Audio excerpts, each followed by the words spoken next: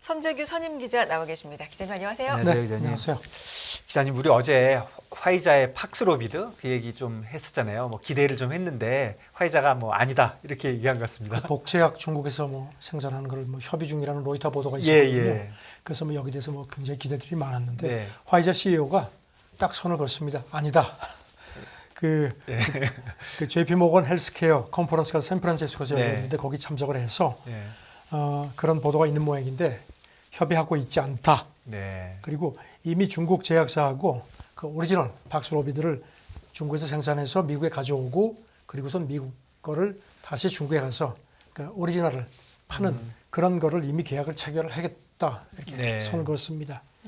그리고 작년 같은 경우에 박스로비드 한 몇천 갑 정도를 중국에 공급을 했고 최근 몇 주 사이에는 그 규모가 한 몇백만 갑 정도로 네. 크게 늘어났다고 했습니다. 네.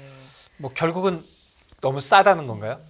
그래서 그러니까 그리고 지난번에도 말씀드렸지만 그 중국 기초 의료 보장 약품 리스트 네. 그 연례 업데이트에서 빠졌죠. 네. 빠진 걸로 발표가 됐는데 그걸 그 참석자들이 왜 그랬습니까? 물어보니까 중국이 너무 낮은 가격을 네. 요구를 했기 때문에 그랬다. 그렇게 얘기하면서 중국이 세계 2위 경제 대국인데 우리가 엘살바도르 같은 그런 나라에 주는 것보다 더 낮게 줄 수는 없지 않느냐. 네. 그 얼마를 부르든가 하니까 거기는 입을 다물었는데요. 네. 지금 뭐 중국 SNS에는 뭐 여러 가지가 돌고 있습니다. 그 화이자가 600위안 한 11만 원 정도를 제시를 했는데 중국이 더 깎으려고 안 하다가 오히려 기회를 놓쳤다. 뭐 이런 얘기도 있고요. 네. 그리고 또 중국 그 경제금융 전문 매체 차이시는 지금 현재 그 화이자가 중국 그 병원들에 공급하는 가격이 한 900위안 정도, 우리 돈으로 한 34만 5천 원 네. 정도인데 그 밑으로는 도저히 못 내린다고 버텼다는 겁니다. 그래가지고 협상이 결렬됐다. 이렇게 또 보도를 했습니다. 네. 보통 소비자들은 50만 원 정도에 사는 걸로 알려져 있으니까. 그런데 어제도 말씀드렸지만 지금 뭐 암 거래되는 게 1,000만 원이 비싼 거는 네. 뭐 5만 위안 정도까지 네. 간다는 겁니다. 근데 진짜 화이자가 10만 원 정도에 뭐 이렇게 제한을 했다면 그거는 진짜 나쁜 제한은 아니었던 것 같은데. 아니 근데 이제 그거에 대해서는 뭐 좀 그 신빙성이 좀 없다는 얘기들이 많습니다. 그렇군요. 예.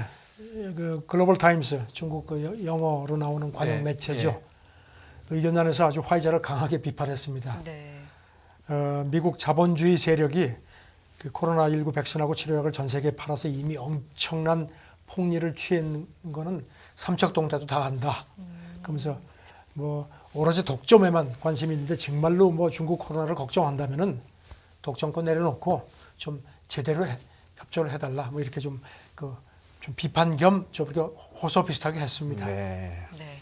중국 코로나와 관련돼서 또 하나의 뜨거운 이슈인 이 약에 대해서 얘기를 해봤고 이제는 중국인들이 오는 것에 대한 얘기인데 이게 좀 엄격하게 하는 국가에 대해서 보복 얘기가 있었는데요. 이게 본격적으로 되나 봅니다. 우리나라와 일본에 대해서 비자 중단한 거죠.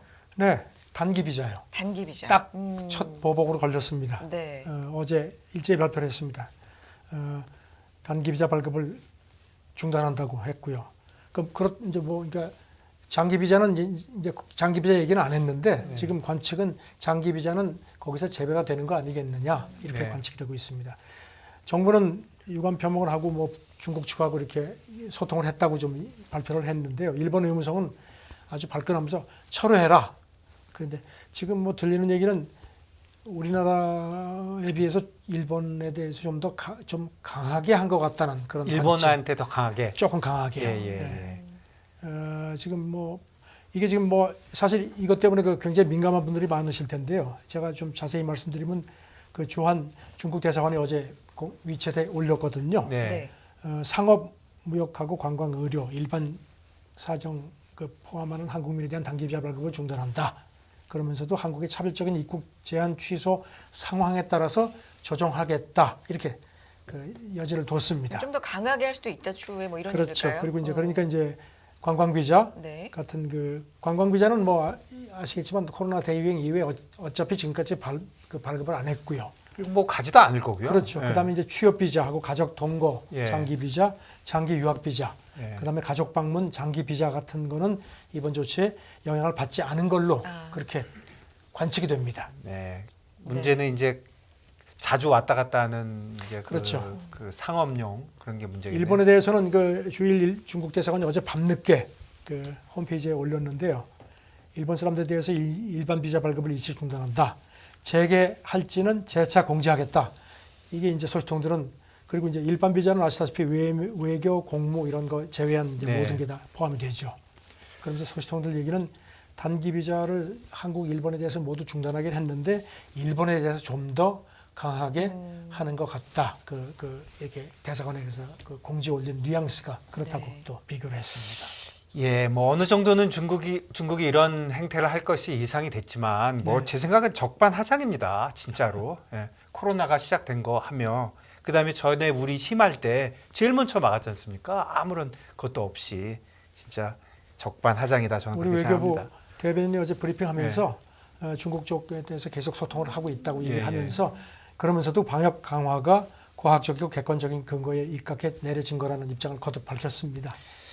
그러네요. 그리고 홍콩에서는 요번에 그 중국이 방역을 뭐 어떻게 보면 뭐 갑자기 막 풀었잖아요. 그렇죠. 그게 네. 시위 때문이다 이런 의견을 이제 내놓는 것 같습니다. 홍콩 사우스 차이나 모닝 포스트가 어제 보도를 했는데 원래는 그 중국 지도부가 애초 계획은 3월 양회 네. 전국 인민대표대회하고 인민정치협상회 이제 그때 무슨 뭐 법령 같은 거 뭐 자리 같은 게 대부분 결정이 되니까 그거 이후에 단계적으로 풀어갈 계획이었다는 겁니다. 이런 그런데 예측도 있었어요, 정말. 그렇죠. 네. 그런데 이제 지금 말씀하신 것처럼 170위하고 그다음에 예. 이제 일부 지역의 상하이라든가 광둥성 같은데 봉쇄가 길었죠. 네. 그러니까 이제 경제가 특히 그 지역도 그렇고 해서 나빠지니까 갑작스럽게 계획을 좀 앞당긴 거라는 겁니다. 이게 상당히 그렇지 싶습니다. 소통들 얘기는 시진핑 주석도 3월에 해제하기 위한 준비를 미리 했었고 그리고 이제 그렇게 지시도 내렸었는데 이게 지금 뭐 시위도 그렇고 만만치 네. 않고 그다음에 이런 그 경제적인 대가도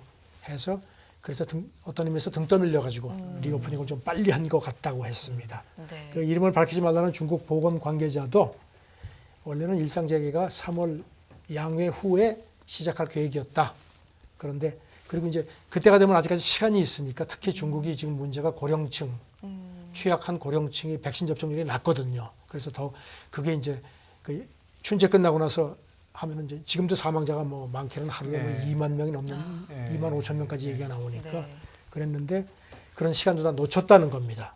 그리고 3월부터 원래는 점진적으로 완화해서 9월이 이제 항저우 아시안 게임인데 네. 그때 그 직전에 완전 해제하는 그런 스케줄을 갖고 있었다. 원래는. 이렇게 귀뜸을 네. 했습니다. 네. 그런데요, 기자님, 그 사우스 차이나 모닝 포스트 이런 신문들은 아직도 중국의 영향을 좀 덜 그러니까 받나요? 그게 저도 참 그게 신기한데요. 네. 지금 뭐 몇몇 신문은 폐쇄시켜버리고 예. 그런데 이제 사우스 차이나 모닝 포스트는 지금도 가끔 좀 이거 중국 좀 삐딱하게 나오는 걸 보도를 하는데 네.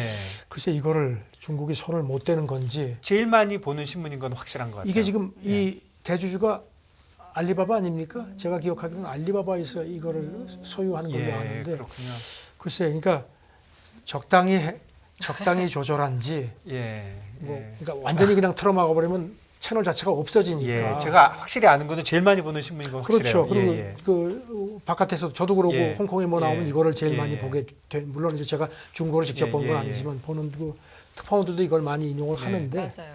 글쎄 모르겠습니다. 네. 저는 어쨌든지 그렇게 좀 보도가 나오는데 포스트는 또 여기다가 이렇게 이제 시진핑이 마음을 바꾼 게 중국 경제의 상당 부분을 차지하는 그런 지역, 그러니까 아까 말씀드린 상하이하고 광둥성 같은데 있는 그 지도부가 네.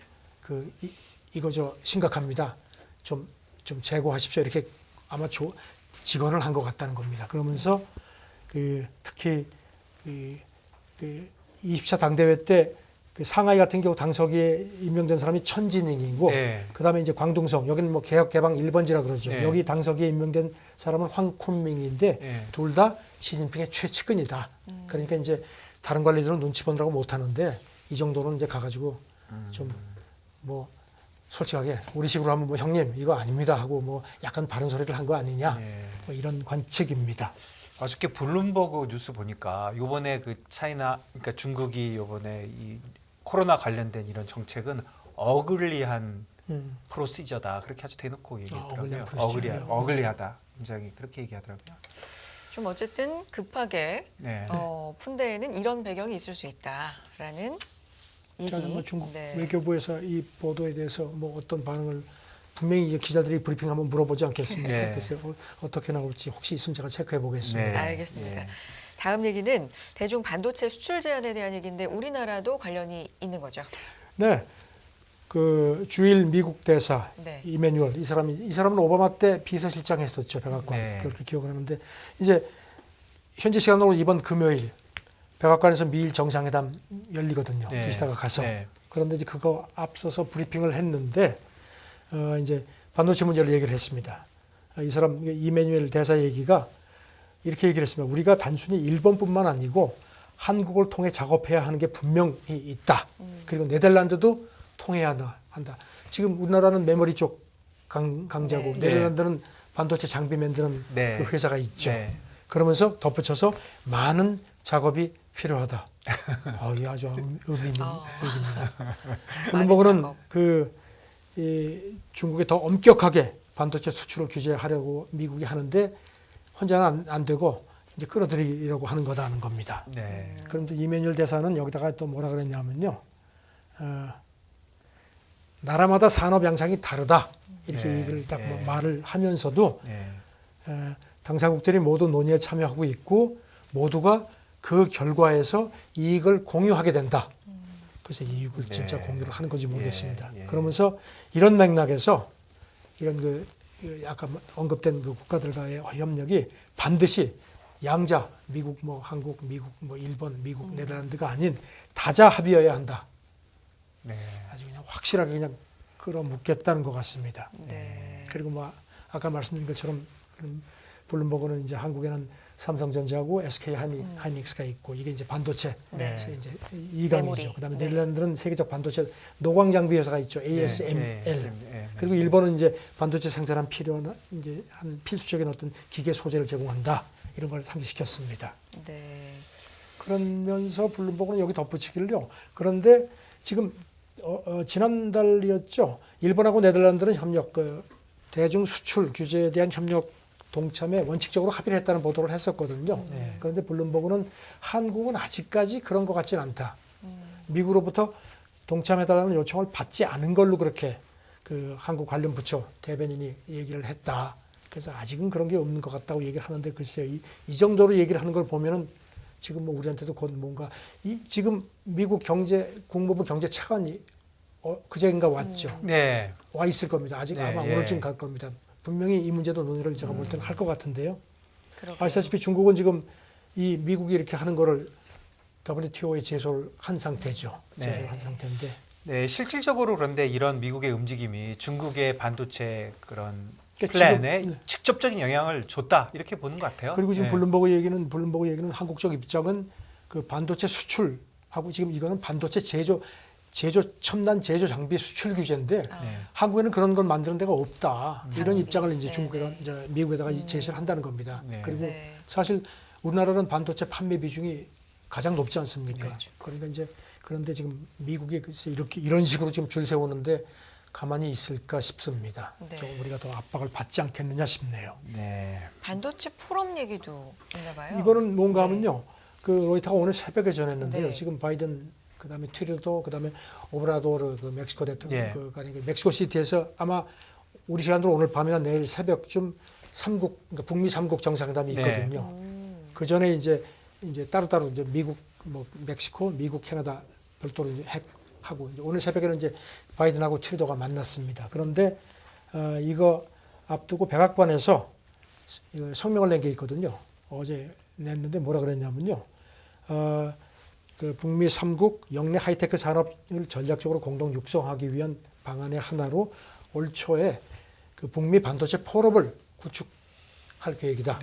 이런 얘기를 했습니다. 그 백악관 관계자는 그러면서 영내 반도체 포럼을 통해서 이런 그 하이테크 부분에 대한 그 폭넓은 투자를 더 강화하고 하겠다. 이런 얘기를 합니다. 그러면서 이렇게 반도체는 뭐 좀 더 자동차, 뭐 통신, 뭐 방위 부분에 폭넓게 쓰이지 않느냐 하는데 지금 이렇게 바깥도 꽉 묶고 그다음에 그 자기들 앞마당 뒷마당도 그냥 완전히 묶어가지고 아주 미국이 바이든 행정부가 아주 반도체 그러네요. 규제 중국에 대한 압박을 아주 본격적으로 세는 할 모양입니다. 예, 뭐 우리나라도 여기 잘 대처해야 될 것 같아요. 중간에 낀격이 있으니까. 근데 그렇죠. 어쨌든 이 반도체에 대한 압력은 중국한테 상당히 뼈아픈 그렇죠. 그런 이게 어떤 예. 면에서는 아킬레스건이지 않습니까? 예, 예. 그러니까 뭐 바이든 행정부가 아주 세게 중국이 밀어붙이는 게- 미국이 계속 밀어붙일 그럴 태세네요. 예. 중국도 지금 뭐 전에 뭐 한국이 굉장히 균형을 지킬 거라고 뭐 기대한다는 식으로 얘기도 예, 했었는데 전 지금 우리가 반도체 수출 시장은 중국이 제일 크지 않습니까? 예. 그래서 참 곤혹스러울 것 같습니다. 네. 예, 그리고 지금 말씀해 주신 대로 회의하고 있으니까 오브라도르 네. 예, 그 멕시코 대통령이 뭐 바이든한테 좀 쓴소리를 했다. 뭐 이런 어제 얘기가 있습니다. 그 멕시코 시티 대통령궁에서 또 바이든하고 이제 두 사람이 만나서 예. 이제 정상회담을 하기 전에 예. 네. 이제 회담은 이제 공개를 안 하니까요. 이제 기자들 앞에서 이제 서로 이제 이렇게 뭐 이제 하는 거 뭐 예, 예. 하는데 사전에서 예, 이렇게 이럴 땐 되게 예. 덕담하지 않습니까? 예, 예. 뭐 하는데 야 여기 좀 뼈가 있습니다. 예. 오브라도르 그 멕시코 대통령이 뭐라 그랬냐면요. 예. 이렇게 얘기를 했습니다. 지난 몇십 년 이어진 중남미에 대한 미국의 망각, 방관, 무시가 이제는 종언을 고할 때가 됐다. 역사적으로 상당히 뼈가 역사적. 있습니다. 그리고 거기다가 뭐를 덧붙여서 이런 일을 할 수 있는 다른 지도자는 없을 거다. 그러니까 바이든 외에는 없다. 당신이 해야 된다. 아, 예. 그리고 그러면서 이제 뭐 공정을 기반으로 하는 상호 통합, 그다음에 중남미에 대한 미국 원조라든가 경제 통합 필요성을 역설을 하고, 그리고 이제 여기다 덧붙이기를 내가 지금 제안하는 게 굉장히 복잡하고 논쟁 여지가 있을 거다. 그리고 실행하는데 많은 어려움이 있는 것도 내가 잘 알고 있다. 네. 네. 그러면서도 하지만 북미 대륙의 번영과 정의로운 미래를 보장하려면 이것보다 더 나은 방법은 없습니다. 네. 세게 얘기했죠. 예. 뭐 그러니까 한 말씀 바이든이 한 거네요. 예. 그래서 바이든 표정을 제가 못 봤는데요. 여기 대해서 이제 뭐라고 얘기를 했냐면 지난 몇십 년 동안 몇백억 달러의 예산이 북미 문제에 할당을 했다. 우리가 그래도 네. 돈을 썼다. 그렇게 말을 열면서 우리가 더 안전할 수 있다면 더 협력할 수 있을 거다. 네. 이것도 약간 뼈가 있거든요. 이제 외신은 바이든이 어떤 그 이민 안보 문제, 멕시코가 이민에 그동안에 조금 삐딱하게 나온 거고, 그렇죠. 예. 그 다음에 펜타닐, 지금 미국에서 펜타닐이 심각한데 그게 네. 이게 이제 중국에서 원료가 나와가지고 멕시코에 있는 그 마약 카르텔이 네. 이걸 해가지고 했다고 지난번에 말씀드렸죠. 예. 이런 거 근절 노력도 제대로 안 한 데에 대한 약간의 불만과 섭섭함을 비친 것 같다. 그러면서도 이제 너무 냉랭하니까 바이든 대통령이 여기다가 멕시코는 진정한 우리 파트너다. 그래서 지금 이 전환점인데 앞으로의 몇 년이 미래의 몇십 년을 바꿀 수 있습니다. 잘해봅시다. 이러고 이제 회담에 들어갔습니다. 네. 네. AP통신은 이렇게 비공개 회담 전에 이렇게 두 정상이 이런 식으로 노출된 거를 무뚝뚝한 대화라고 표현을 했습니다. 예. 그래서 이런 게 이제 불법 이민 문제도 이건 뭐 미국뿐 아니라 캐나다도 뭐 좀 네, 신경이 쓰이는 네. 부분이고, 그리고 이제 마약 문제 같은 게 이렇게 지금 미국하고 멕시코가 벌써 이렇게 양자회담에서 삐거덕거리는 게 이제 3자 본회담에서 어떤 그런 걸림돌이 될 가능성도 있지 않겠느냐 이렇게 봤습니다. 예. 네. 멕시코와 미국의 그 이슈도 뭐 해결되지 않은 것들이 많으니까 그런 것 같습니다. 저는 뭐 그 백악관은 그 이제 어제 이제 그 양자회담 끝나고 나서요. 네. 마약 근절을 위한 그 정보 공유 강화, 그다음에 이제 아까 말씀드린 그 미국 반도체법 네. 입각한 그 국경 인근 반도체 클러스터 투자 촉진 방안 예. 논의했다고 그렇게 설명을 했습니다. 그다음에 지난번에 말씀드렸죠. 그 트럼프 때 들어왔던 그 중남미에서 오는 그 이민 신청했는데 그냥 기다리지 않고 바로 출발할 수 있는 네. 이른바 타이틀 42 네. 이거는 없애지 않을 모양입니다. 어. 확대하는 방침에도 의견을 나눴다. 바이든이 이게 이민단체에서 시비를 계속 했는데 바이든 대통령이 이거를 없애지 않을 모양입니다. 네. 그러니까 이것도 확대 방침에도 의견을 나눴다고 이렇게 백악관이 브리핑을 했네요. 예. 네. 뭐 강온 정책을 그러게요. 동시에 쓰는 거다 뭐 그렇습니다. 이렇게 보여지네요. 다음 얘기 좀 가보죠. 미국과 일본이 소형 모듈을 포함해서 차세대 원전 공동 개발을 하기로 이제 합의를 한 겁니까? 저는 뭐 일본이 아주 미국하고 그냥 막 짝짝꿍이 아주 잘 네. 맞습니다. 교도통신이 어제 전했습니다. 지금 네. 그 니시무라 일본 경제산업상이 오늘까지 아주 5일인가 5박 6일로 아주 길게 지금 워싱턴에 네. 가 있거든요. 네. 어제 그 미국 에너지 장관 만나고 나서 났는데 교도통신이 이렇게 보도를 했습니다. 지금 소형 원전을 포함한 그 차세대 원전을 공동 개발하고 건설하기로 합의를 했다. 네. 그리고 미국하고 무슨 뭐 일본은 물론이고 제3국도 같이 진출하기로 했다. 네. 이건 우리한테 직접 걸리는 겁니다. 네. 그다음에 이제 일본이 목을 매는 LNG. 네. 미국이 지금 LNG 수출을 본격적으로 시작을 했거든요. 네. 지금 이제 유럽에 많이 주고 있죠. 네. 러시아가 지금 일본에 사하린2 그 LNG 주는 거 가지고 지금 일본 꼭 목줄을 꽉 잡고 있으니까 네. 그것도 미국이 화끈하게 주기로 한 모양입니다. 네. 이른바 에너지 안보 문제도 협의를 했다고 그렇게 교도통신이 전했습니다. 지금 교도가 상기시키는 게요. 그 가나, 서아프리카에 있는 것, 가나는 네. 서아프리카의 경제 허브로 지금 되어 네, 있네요. 네. 그래서 2030년 상업운전 목표로 해가지고 원전 도입을 추진하거든요. 근데 지난해 말에 한국에도 와서 그 가나 그 산업장관이 왔습니다. 그래서 네. 한국 원전에 관심이 있다. 우리한테 관심 가져달라고 했는데 지금 보니까 미국하고 일본이 작년 10월에 가나에도 소형 원전 기술을 같이 함께 제시를 하겠다는 그런 의향도 밝혔다고 합니다. 그러니까 이제 우리하고 본격적으로 경쟁을 할 네. 것 같습니다. 네, 그렇네요. 지금 우리는 기억하시겠지만 작년 8월이죠. 이집트 엘다바 원전 네. 수주했죠. 그게 한 3조 원 네, 규모인데 네. 이제 가나가 두 번째 시장이 되는데 아프리카 두 번째인데 미국하고 일본이 뭐 견제할 것 같으면 이게 또 어떤 건지 모르겠습니다.